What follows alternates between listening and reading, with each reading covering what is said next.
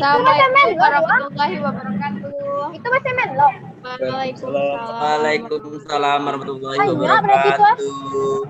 Bagaimana keadaannya anak-anak? Sehat semua?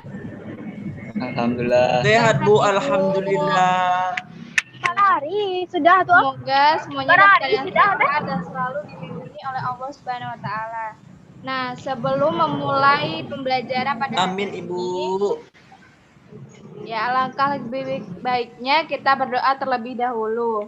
Nah, Ibu minta bantuannya kepada Syafrida untuk memimpin doa.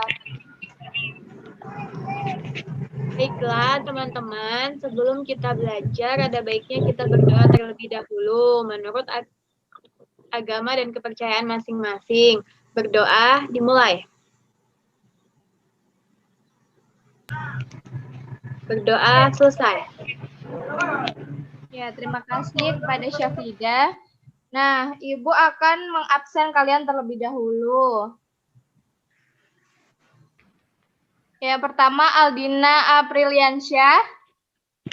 Hadir Ibu. Argi Eko Siswanto.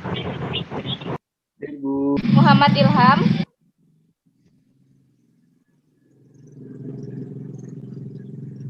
Ilham. Hadir Bu. Ya. Hadir. Syafrida Dwi Hestiana. Hadir Bu. Ya, sepertinya hadir semua. Nah, memasuki pelajaran kita. Nah, pada kesempatan kali ini kita akan belajar tema 8, subtema 3, bangga terhadap daerah tempat tinggalku. Nah, Indonesia memiliki berbagai macam daerah dengan kenampakan alam yang berbeda-beda. Alam yang berbeda sebagian besar melatar belakangi perbedaan suku, budaya, dan aktivitas masyarakat. Nah, ini yang menyebabkan beragamnya pekerjaan masyarakat di tempat kalian masing-masing. Nah, sebagai seorang pelajar, kalian harus bangga dengan tempat tinggal kalian dengan cara mensyukuri, menggali ilmu, dan tetap melestarikannya. Nah, pada pembelajaran pertama yaitu muatan bahasa Indonesia. Di sini Ibu punya cerita yaitu angsa dan telur emas. Siapa yang bersedia membantu Ibu untuk membacakan ceritanya? Saya Ibu. Ya, Aldina, silahkan. Angsa dan telur emas Aesop. Alkisah, ada seorang petani sederhana memiliki seekor angsa. Angsa yang dimiliki petani bukan sekedar angsa biasa, melainkan angsa yang cantik dan istimewa. Keistimewaannya adalah angsa milik petani menghasilkan telur emas. Petani senang memiliki angsa istimewa itu. Setiap pagi, petani bisa mengambil telur emas di kandang. Petani membawa telur emas dari angsa miliknya ke pasar. Petani menjual telur emas dengan harga tinggi. Dalam waktu singkat, petani berubah menjadi kaya. Kekayaan ternyata tidak membuat petani lebih bersyukur dan tetap rendah hati. Sebaliknya, kekayaan membuat petani serakah. Petani menginginkan angsa bisa menghasilkan telur emas lebih banyak lagi dalam waktu singkat. Petani tidak sabar dan ingin cepat menjadi orang kaya raya. Ketidaksabaran petani terhadap angsa miliknya muncul karena angsa hanya memberikan sebuah telur setiap hari. Petani merasa dia tidak akan cepat menjadi kaya dengan cara begitu. Setiap hari sepulang dari pasar, petani menghitung uangnya. Suatu hari, setelah menghitung uangnya, sebuah gagasan muncul di kepala petani.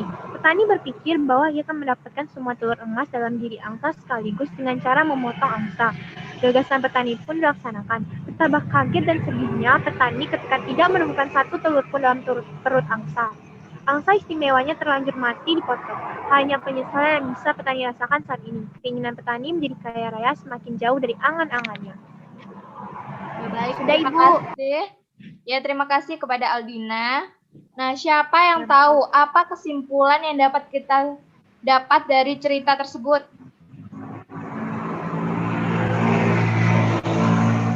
Ada yang tahu? Petaninya serakah, Ibu. Nah, ya.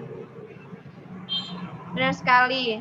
Nah, kesimpulan yang dapat kita dapat dari cerita tersebut yaitu sebagai manusia harus mensyukuri dengan apa yang sudah kita miliki. Jangan sampai kita serakah hanya karena ingin cepat kaya, karena Tuhan sudah mengatur rezeki kita masing-masing. Nah, selanjutnya di sini Mari kita berlatih. Berdasarkan bacaan cerita angsa dan telur emas di atas, jawablah pertanyaan-pertanyaan berikut. Nah, yang pertama, Ibu minta kepada Aldina untuk dibacakan. Baik, Ibu. 1. Apa inti dari teks cerita tersebut? Nah, ya.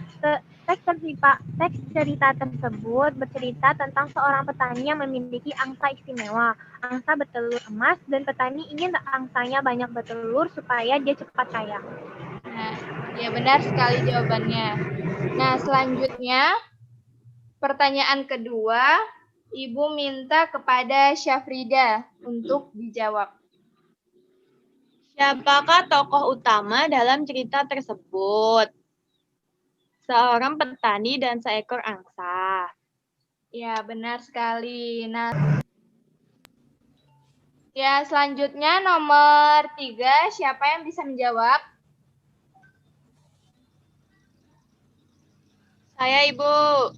Ya, kepada Syafrida. Bentar, Bu.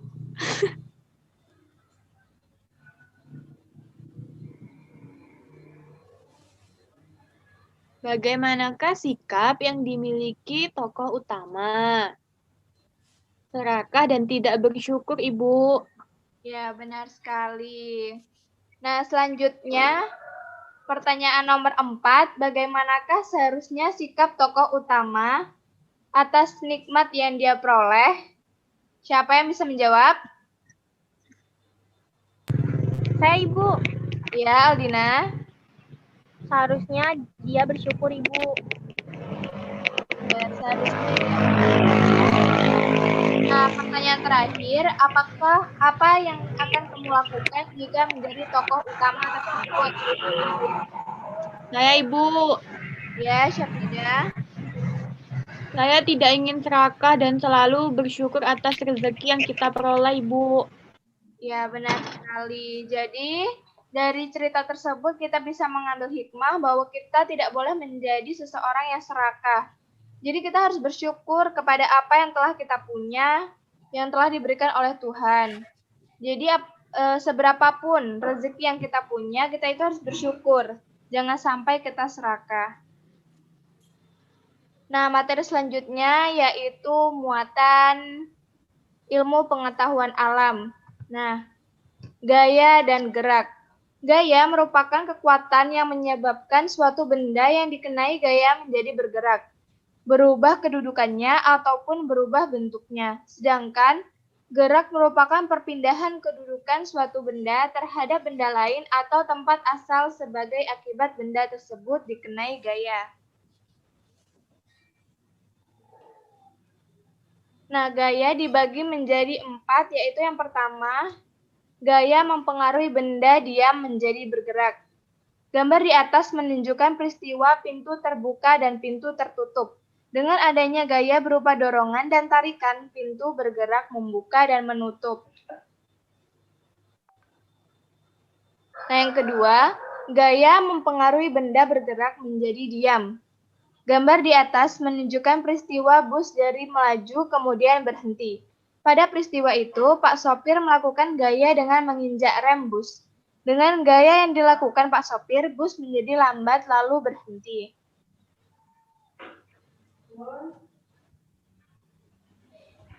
Nah, yang ketiga, gaya mempengaruhi perubahan bentuk benda. Gambar di atas menunjukkan peristiwa perubahan bentuk plastisin. Pada peristiwa itu, anak bermain plastisin dengan melakukan gaya membentuk berbagai bentuk dari plastisin. Dengan gaya yang dilakukan plastisin menjadi berubah bentuk. Nah, anak-anak pasti pernah kan bermain plastisin? Pernah, Ibu. Ibu. Sering. Nah, ya, selanjutnya. Yang terakhir yaitu gaya mempengaruhi perubahan arah gerak benda. Nah, gambar berikut menunjukkan peristiwa perubahan arah gerak bola karena gaya yang diberikan pada bola. Pada peristiwa itu, bola dilambungkan ke atas sehingga bola bergerak ke atas. Kemudian, bola dipukul ke depan sehingga bola bergerak ke arah depan.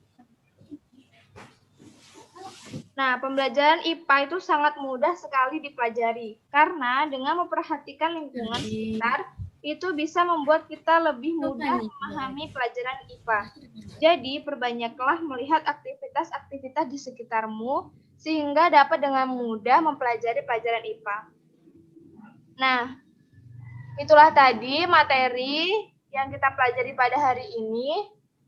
Apakah anak-anak paham dengan materi yang Ibu sampaikan?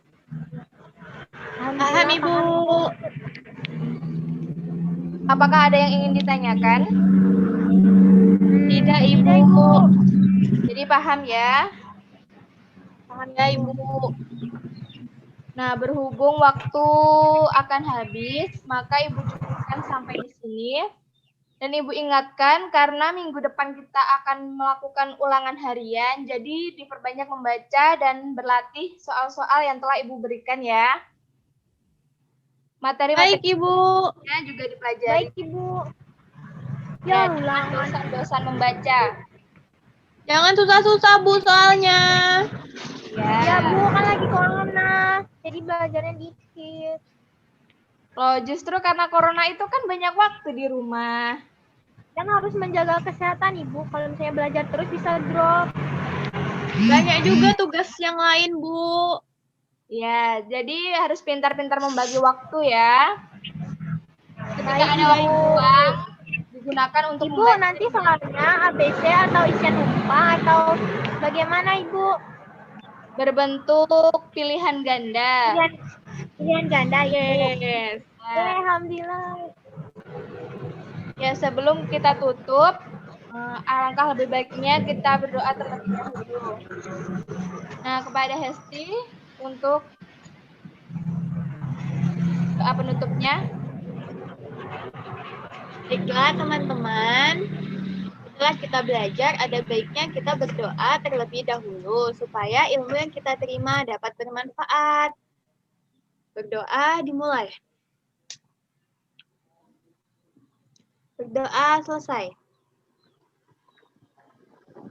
Baiklah, Ibu akhiri. Wassalamualaikum warahmatullahi wabarakatuh. Waalaikumsalam warahmatullahi wabarakatuh.